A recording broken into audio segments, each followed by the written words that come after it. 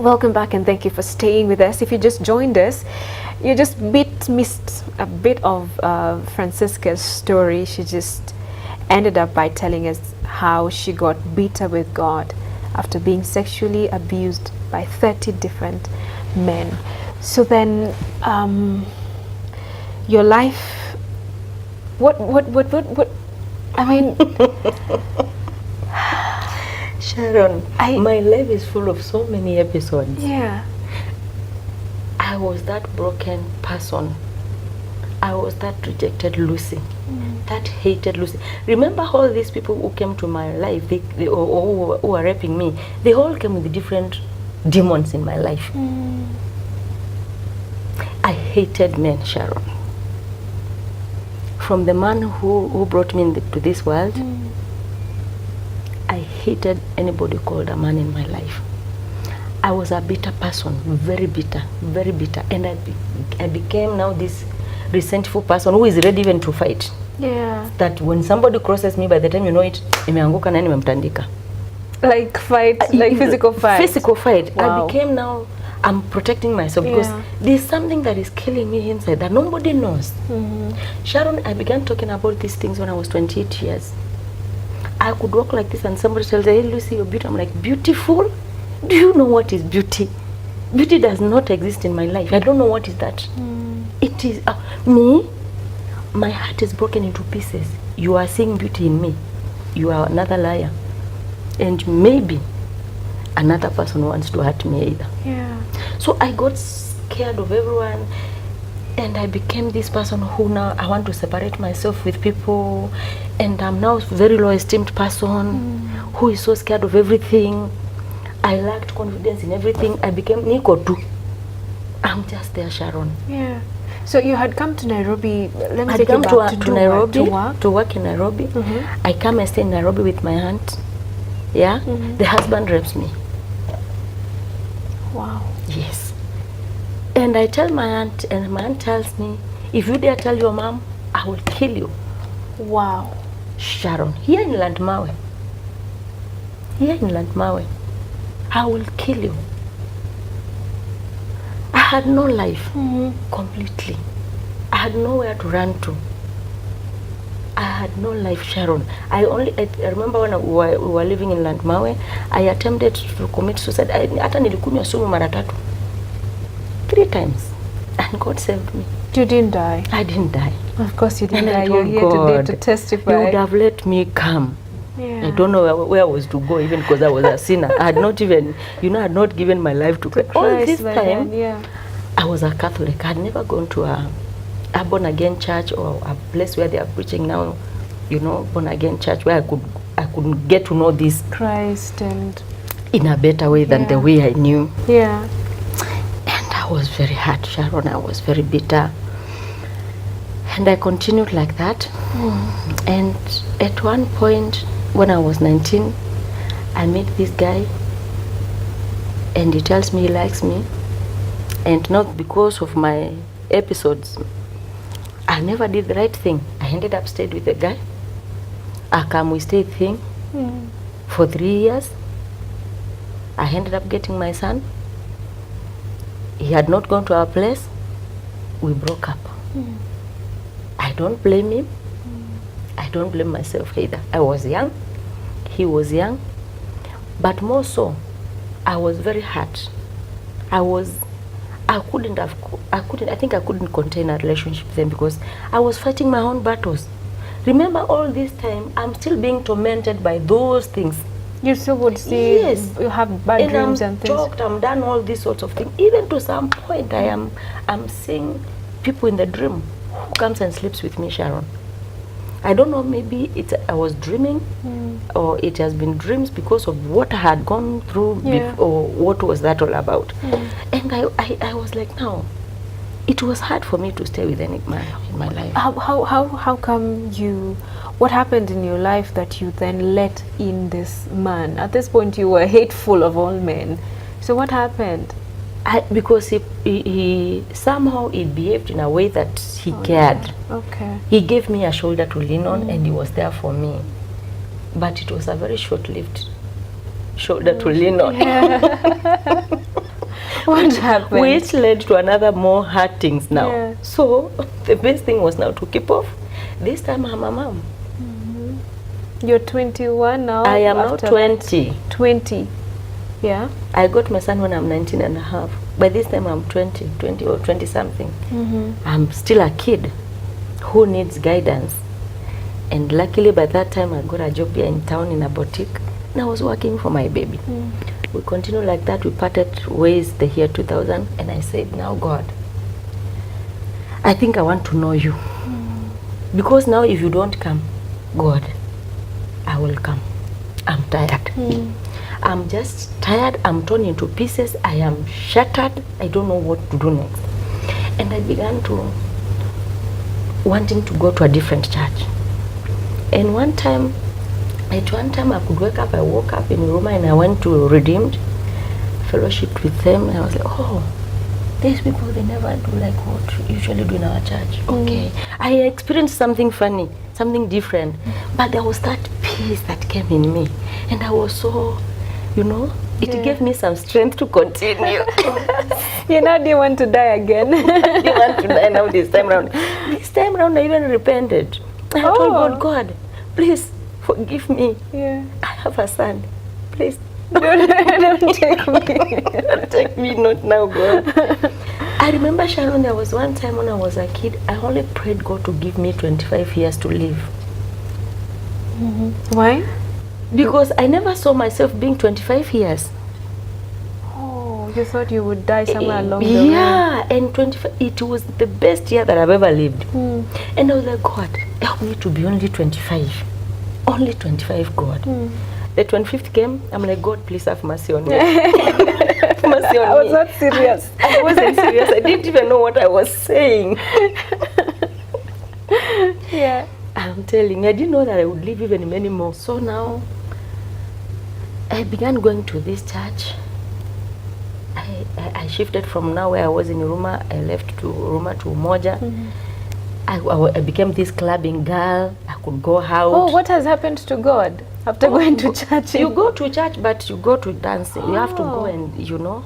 Kutoa stress. Kutoa ma pressure. So I could go. I became now this clubbing girl. I clubbed, eh? Don't go there. In my 20s, and I have a kid. So where would you leave the baby? I had a house girl. Oh. Yes. The money from the boutique was enough for you to... for me to pay my rent. And let me tell you, thank God, I never took that kid to my mom. Not a single day to stay with my son. I told my mom, and you know why? I was scared. Oh yeah, There's the same something- thing would happen to him that happened to you. And this time now I could sit my son down and talk to him. Maybe he has never understood why I used to ask him funny questions.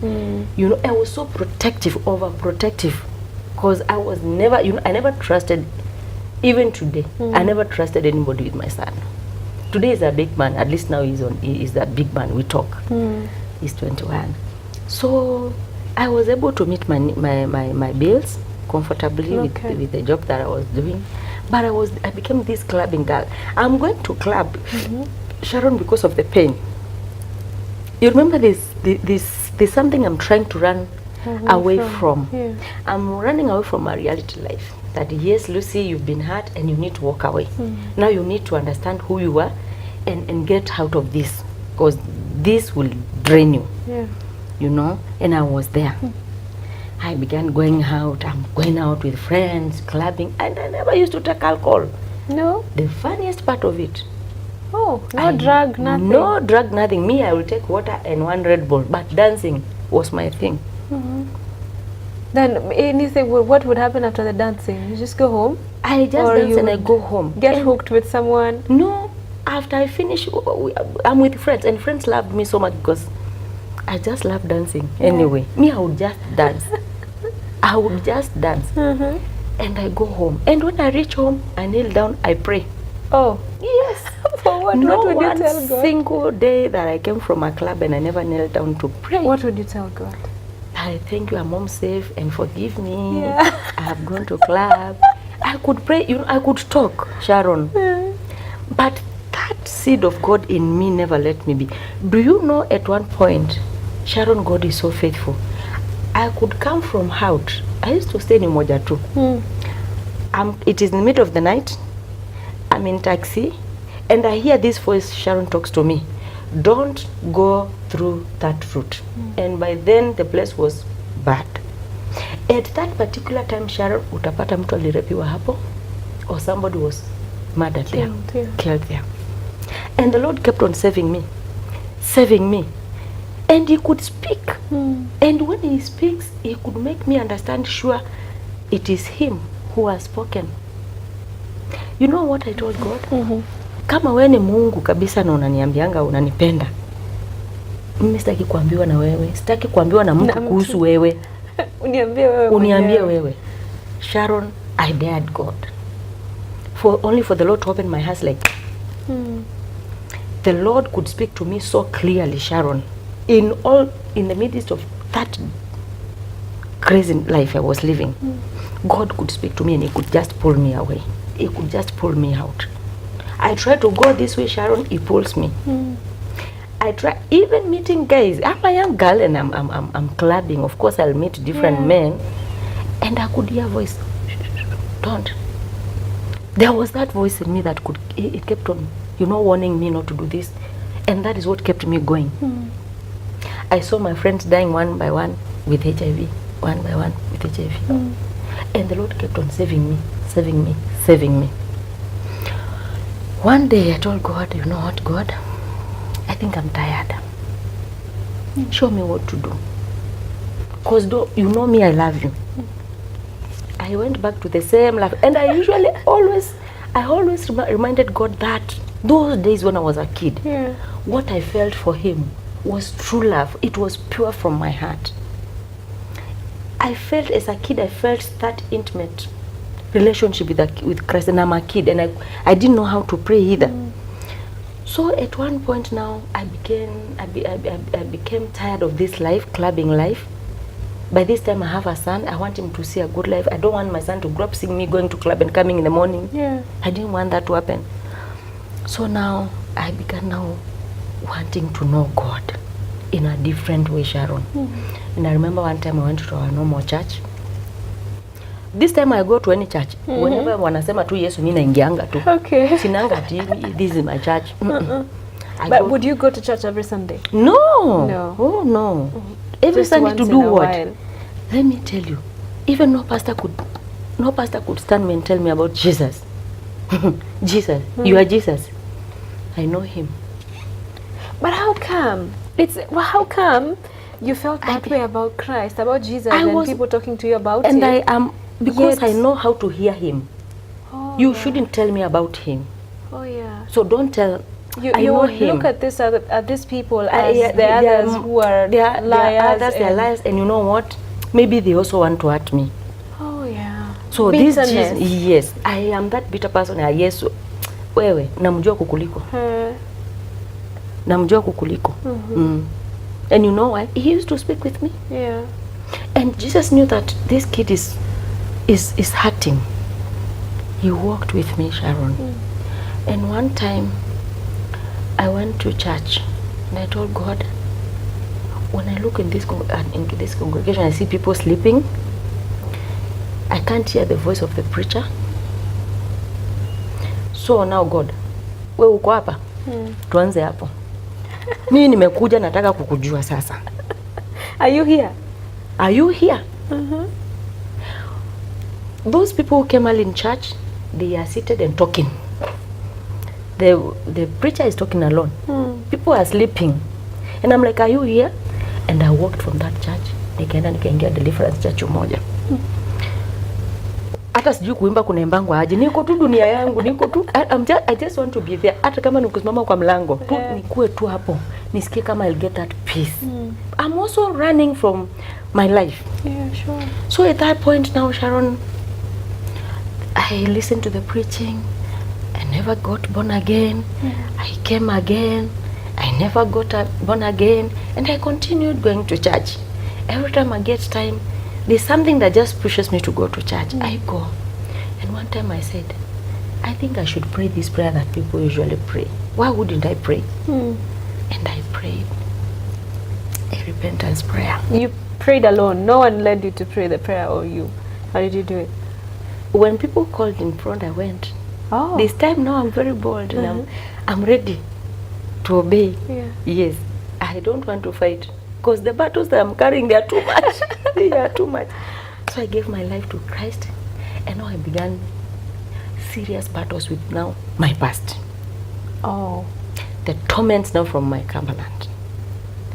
Those things tormented me. Sharon, is not easy. I fought those battles. I fought and I stood now. Now this time I know how to pray. This time I am understanding who really I am. And this time I'm reminding God that you visited me when I was a kid. So you are real. And now I can't continue to fight with you. You are the only hope. Now I want to walk with you. Help me.